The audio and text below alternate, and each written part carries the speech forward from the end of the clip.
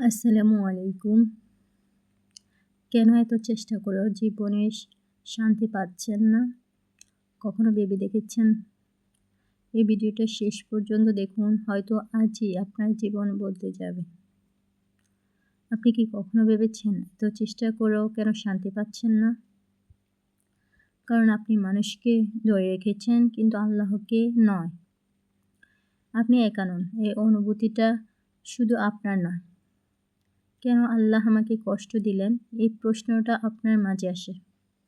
উত্তরটা কঠিন কিন্তু সত্য। কারণ আল্লাহ আপনাকে বদলাতে চান। কুরআনে বলা হয়েছে, নিশ্চয়ই কষ্টের সাথে স্বস্তি রয়েছে। আপনি একা নন, আল্লাহ দেখছেন নীরবে কিন্তু খুব কাছ থেকে। আপনি হয়তো ভিতরে ভিতরে ভেঙে পড়েছেন, কিন্তু আল্লাহ এখন আপনাকে ছাড়েননি।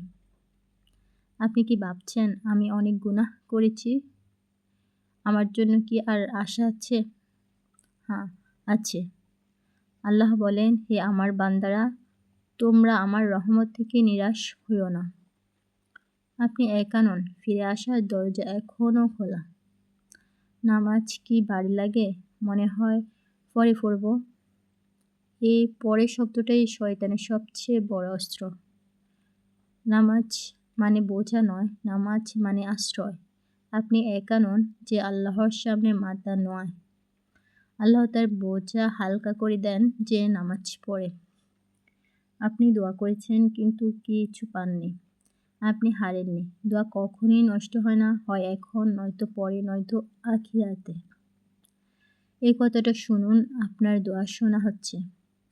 আজ রাতে ঘুমানোর আগে একবার আল্লাহর দিকে ফিরে তাকান। তিনি এখনো আপনার অপেক্ষায় আছেন।